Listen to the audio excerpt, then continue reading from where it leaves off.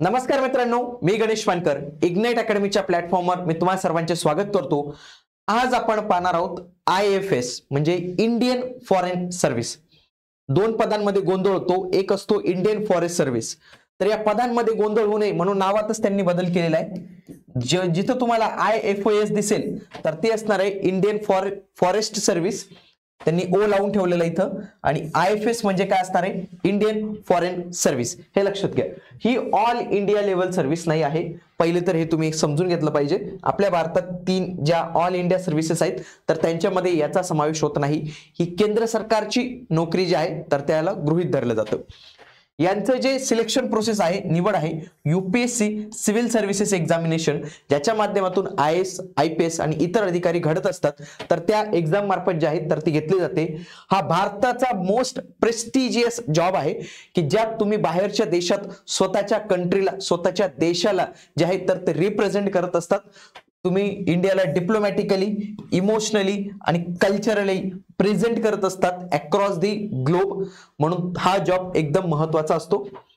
मित्रांनो, तुमच्यासाठी एक महत्त्वपूर्ण घोषणा आहे की UPSC आणि MPSC च्या डिस्क्रिप्टिव्ह बॅचेस आता आपण आपल्या इग्नाइट अकॅडमीच्या ऍप्लिकेशनवर लॉन्च करत आहोत।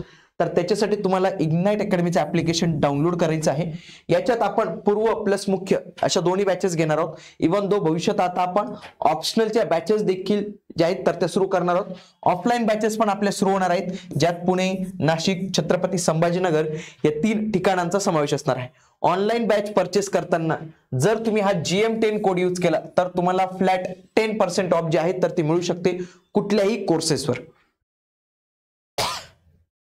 बघा, IAS ऑफिसरचं एक सॅलरी स्ट्रक्चर पाहूया। तत्पूर्वी याचं सॅलरी पर मंथ किती येते ते थोडंसं कॅल्क्युलेशन आपल्याला बघावं लागेल। बघा, याचं बेसिक पे हे सेमच आहे। IAS IPS यांचं जे बेसिक पे तेच आहे, 56,100 एवढंच यांचं जे आहे तर ते बेसिक पे आपल्याला इथं बघायला मिळतं।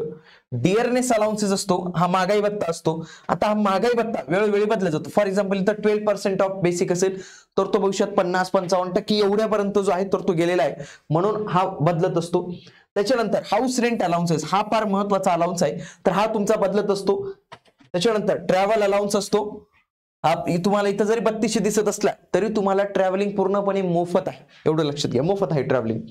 ऑदर अलाउन्सेस असतात, असं तुमचं 90,000 सुरुवातीला तुमचं पेमेंट जे आहे तर ते इन हँड येतं।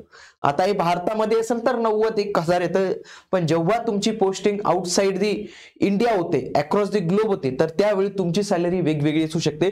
तर ती कशी असते तर ते पण आपण जे आहे तर ते जाणून घेणार आहोत। तत्पूर्वी भारतातच असेल तर भारतात किंवा विदेशात जरी असेल तर वेगवेगळ्या स्टेजेसमध्ये तुमचं प्रमोशन होत असतं। सगळ्यात आधी तुम्ही ज्युनियर स्केल ऑफिसरला राहतात, ज्याच्यामध्ये सेक्रेटरीएट हेडक्वार्टर म्हणजे पहिली 10 वर्ष, त्याच्यामध्ये 56,100 तर 1,77,500 एवढ्यापर्यंत वेतन असतं। त्याच्यानंतर तुम्ही थोडं सिनियर स्केल लेवलला जातात, ऍडिशनल सेक्रेटरी ऑफ हेडक्वार्टर 11व्या वर्षी, त्याच्यानंतर 67,100 तर 2,08,700। त्याच्यानंतर ज्युनियर ऍडमिनिस्ट्रेटिव्ह ग्रेड ऑफिसर, तुम्ही जॉईंट सेक्रेटरी ऍट हेडक्वार्टर, हे हेडक्वार्टरची पोस्ट सांगतोय म्हणजे दिल्ली मधल्या पोस्ट सांगतोय, हे 12 वर्ष, 78,800 ते 2,09,200 एवढं तुमचं बेसिक पे होऊन जातं। त्याच्यानंतर सॅलरी रेंज बदलते। त्याच्यानंतर ग्रेड 4 ऑफिसर, तर हा डायरेक्टर ऍट हेडक्वार्टर असतो, 13व्या वर्षी, 1,23,100 तर 2,15,900 एवढं त्याचं सॅलरी बँड होऊन जातो। पुन्हा ग्रेड 3 ऑफिसर, हा डेप्युटी सेक्रेटरी ऍट हेडक्वार्टर, 14 वर्षानंतर हा 1,44,200 2,18,200। त्याच्यानंतर ग्रेड 2 ऑफिसर, ग्रेड 1 ऑफिसर, त्याच्यामध्ये under secretary at headquarter and secretary at headquarter, तर एक फॉरेन सेक्रेटरी नावाची पद असते, तर त्याच्यामध्ये 2,25,000 पर्यंत यांचं जे आहे तर ते वेतन इथं जात असतं। हे तुम्ही इथं लक्षात ठेवलं पाहिजे। म्हणजे ते हेडक्वार्टरचं सांगितलं, पण आता सांगा की तुमचा मेन जो जॉब आहे ना तर तो बाहेर आहे आपल्या, तर तो बाहेर जॉब कशा पद्धतीने असतो तर लक्षात घ्या। जर तुमची USA मध्ये असेल तर USA मध्ये सगळ्यात जास्त महागाई आहे, कारण की USA च्या डॉलरनुसार तुम्हाला पेमेंट घ्यावं लागेल। इथं जर तुमचं 2.5 लाख पेमेंट असेल तर तेच पेमेंट तुमचं 3,39,496 रुपये एवढं होऊन जातं, कारण की तुम्हाला एक स्पेशल फॉरेन अलाउन्सेस नावाचा एक अलाउन्स आहे तर तो जोडला जातो। पुन्हा UK मध्ये असाल म्हणजे ब्रिटन, तिथं 2 लाख पेमेंट जर असेल तर तुम्हाला आणखी अलाउन्सेस लावून 2,89,000 एवढं पेमेंट मिळतं। जर समजा तुम्ही युरोपमध्ये असाल, नॉन UK सोडून, युके सोडून, तर तुम्हाला 1,80,000 जर पगार असेल तर तुम्हाला तो किती भेटू शकतो, 2,59,000 रुपये पेमेंट मिळतं. त्याच्यानंतर salary in the middle east, जे आपले UAE असेल, सौदी अरेबिया असेल, जिथून आपण तेल घेतो ते देश, तिथं जर 1.5 लाख असेल सॅलरी तर तुम्हाला 2,39,000 भेटते. आणि तेच तुम्ही आफ्रिकेत असाल तर 1,20,000चे तुम्हाला किती मिळणार आहेत, 2,09,000. म्हणजे ही त्याची तिथं गेल्यावरची सॅलरी रेंज आहे. आणि त्या सॅलरी रेंजवर तुम्हाला एक्स्ट्रा एवढे अलाउन्स मिळू, एवढी तुम्हाला सॅलरी जी आहे तर ती तिथं मिळत असते, हे लक्षात घ्या. आफ्रिकेमध्ये खर्च कमी आहे. त्यासोबत ज्या देशात तुमची पोस्टिंग होते त्याच्यानुसार तुमची सॅलरी जी आहे तर ती इथं बदलत जाते, हे तुम्ही व्यवस्थित पद्धतीने लक्षात घेतलं पाहिजे. आणि तुमच्या माहितीसाठी इग्नाइट अकॅडमीने UPSC आणि MPSC चे जो नवीन पॅटर्न आहे तर त्याच्यासाठी आपली स्पेशल जे आहे तर ते आपण प्लॅटफॉर्म सुरू केलेला आहे, इग्नाइट UPSC MPSC. याच्यावर आपण विविध जे आहेत तर ते व्हिडिओज अपलोड करत असतो, तर तुम्ही नक्की बघितलं पाहिजे. आपला IAS वर्सेस IPS सर्वात पॉवरफुल कोण आहे, यांच्यापैकी कोणाकडे सगळ्यात जास्त पॉवर आहे. त्याच्यानंतर सॅलरीच्या बाबतीत आपण आणखी काही व्हिडिओज बनवलेले आहेत, जसं की IPS या पदाची सॅलरी किती असते, IAS या पदासाठीची सॅलरी किती असते, त्यासोबतच IAS कसे होतात, IPS कसे होतात, याच्या संबंधीची संपूर्ण माहिती आपल्या या YouTube प्लॅटफॉर्मवर उपलब्ध आहे. तुम्ही आपल्या या YouTube प्लॅटफॉर्मला नक्की सबस्क्राईब करा. तसेच तुमच्या माहितीसाठी जे आहेत आपण इथं वेगवेगळे सिरीज जे आहेत तर ते सुरू केलेले आहेत. फॉर एक्झाम्पल आपली CSET ची सिरीज सुरू आहे, डेली न्यूजपेपर अनालिसिसची सिरीज सुरू आहे, त्यासोबतच सिलेबस डिकोडिंग. तर या सगळ्या सिरीज आपल्या YouTube प्लॅटफॉर्मवर उपलब्ध आहेत, तर त्या तुम्ही नक्की बघाव्या.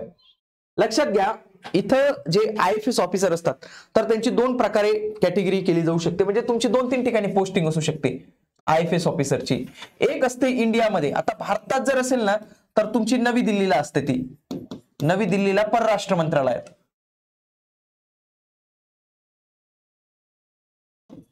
बाकी देशात कुठेच तुमची ड्युटी दिली जात नाही. पुन्हा तुम्ही जर विदेशात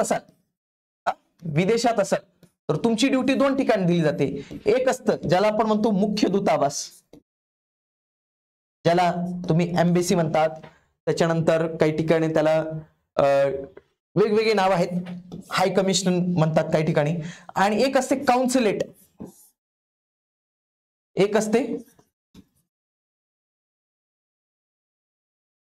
एक काउन्सिलेट असतं आणि एक दुसरे ऑफिसेस असतात. तुम्ही याला दुय्यम दूतावास म्हणू शकतात किंवा अतिरिक्त दूतावास असं काही नाव देऊ शकतात. फॉर एक्झाम्पल भारतात जर पाहिलं तर USA चे दूतावास पण आहे, काउन्सिलेट पण आहे. फॉर एक्झाम्पल नवी दिल्ली येथे त्यांचं मेन दूतावास असतं. परंतु आता महाराष्ट्रात म्हणजे भारतात अनेक पण शहर आहेत ना. फॉर एक्झाम्पल मुंबई हे शहर आहे, बँगलोर आहे, तर इथं चेन्नई आहे, तरी खूप मोठी सिटी आहे ना, इथून खूप मोठ्या प्रमाणावर पासपोर्टचे कामं वगैरे येतात. म्हणून काय होतात इथे USA ने केले. त्याच पद्धतीने आपण काय केलेलं माहितीये का, काही देशात आपलं दूतावास आहे आणि त्याच देशामध्ये आपली काउन्सिलेट पण आहे. फॉर एक्झाम्पल ब्रिटनमध्ये, त्याच्यानंतर UK मध्ये आपली काउन्सिलेट पण आहे, म्हणजे इतरही देखील दूतावास आहे. तर तिथे पण तुमची पोस्टिंग असू शकते. मेन दूतावासला जेव्हा पोस्टिंग असते तेव्हा तुमचा पगार थोडा जास्त असतो. ज्या काउन्सिलेटला सुरुवातीच्या काळात तुम्हाला काउन्सिलेटला पोस्टिंग जी आहे तर ती दिली जाते, तेव्हा मात्र तुमच्या पगारावर थोडा फरक होऊ शकतो, तुमचा पगार थोडा कमी होऊ शकतो सुरुवातीच्या काळात. बघा, पगारासोबत तुम्हाला काही लाभ पण भेटतात, जसं की ऑफिस रेसिडेन्स असतं, तुम्हाला राहण्याची सुविधा त्यांच्याकडे असते, राहण्याची सुविधा गव्हर्नमेंटकडे असते. तुम्हाला बंगला वगैरे दिला जातो, एकदम छान बंगला असतो. त्याच्यासोबतच तुम्हाला जे आहे तर ती गाडी दिली जाते, त्याच्यासाठी ड्रायव्हर दिला जातो. तुम्हाला एक मदतनीस जो आहे तर तो तिथे दिला जातो.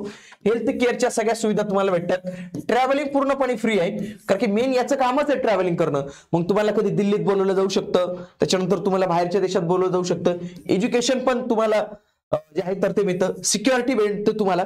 सिक्युरिटी इतकी कडक असते की तुमच्यावर हल्ला झाला म्हणजे देशावर हल्ला झाला असं जे आहे तर ते गृहीत धरलं जातं. त्याच्यानंतर यांना पेन्शन पण जे आहे तर ती लागू असते. पुढे हे सगळे तुमचे करिअर ग्रोथ जे आहेत तर ते आपल्याला इथं बघायला मिळतात. बघा, under secretary, deputy secretary, director, joint secretary, additional secretary, secretary, ambassador, high commissioner आणि सिनियर मोस्ट सेक्रेटरी. तर अशा पद्धतीने असतं. आता याच्यामध्ये मेन आहे ना, इथं लोक प्रमोशन पेक्षा देशाचं प्रमोशन जास्त समजतात. म्हणजे सुरुवातीला तुम्ही आहात, म्हणजे आपल्या महाराष्ट्रात कसं सुरुवातीला जर कोणी गडचिरोलीला गेलं, चंद्रपूरला गेलं, भंडारा गोंदियाला गेलं असं म्हटलं जातं की त्याचं ते डिमोशन झालेलं आहे किंवा काय झालेलं आहे. मग अशा वेळी काय असतं, सुरुवातीच्या काळात तुमची जी पोस्टिंग असते ना तर ती एखाद्या छोट्या देशात दिली जाऊ शकते की जो जास्त भारताचा काही एवढा इम्पॉर्टंट पार्टनर नाही आहे किंवा त्याच्यासोबत आपले व्यापार कमी आहेत. आफ्रिकेत दिली जाऊ शकते, आशियामधील एखाद्या देशात दिली जाऊ शकते, बांगलादेश, नेपाळ, भूटान इथं तुमची पोस्टिंग जी आहे तर ती दिली जाऊ शकते. मेन प्रत्येकाचं स्वप्न काय असतं माहितीये का, म्हणजे प्रत्येक डिप्लोमॅटचं स्वप्न काय असतं की मला युएसए मध्ये पोस्टिंग मिळावी. युएसए मध्ये सगळ्यात प्रेस्टिजियस पोस्टिंग समजली जाते आणि तेच त्याच्यासाठी मेन करिअर ग्रोथ असते. युएसए असेल, युके असेल, चीन असेल, रशिया असेल, म्हणजे भारताचे जे इम्पॉर्टंट आले आहेत, ऑस्ट्रेलिया असेल, युरोपियन युनियन असेल, इथं पोस्टिंग मिळणं खूप चांगलं जे आहे तर ते समजलं जातं. त्याच्यानंतर आयएस वर्सेस आयपीएसच्या सॅलरीमध्ये पाहिलं तर आयएसची सॅलरी ही भारतात कमी निघेल, कमी होईल. का कमी होईल? आपलं जे चलन आहे त्या चलनात त्याला भेटेल. आयपीएसची सॅलरी ही भारताबाहेर जास्त असेल आयएस पेक्षा. आता तो तुम्हाला खर्चही जास्त वाटेल, तर त्याच्यामुळे इथं पॉवर मी नाही, इथं पण पॉवर आहे, परंतु तो तुमच्या एक मर्यादित क्षेत्रापर्यंतच तुम्हाला पॉवर जी आहे तर ती तिथं मिळू शकते. तर अशा पद्धतीने आपण जाणून घेतलं आयएफएस या पदाविषयीची सॅलरीची संपूर्ण माहिती. तुम्हाला आणखी कोणत्या पदाविषयी आणि कोणती माहिती पाहिजे ते कमेंट बॉक्समध्ये नक्की कळवा. त्याच्याविषयी संपूर्ण माहिती आपण घेऊन येणार आहोत. भेटूया आता आपण पुढील व्हिडिओमध्ये. तोपर्यंत जय हिंद, जय महाराष्ट्र, धन्यवाद.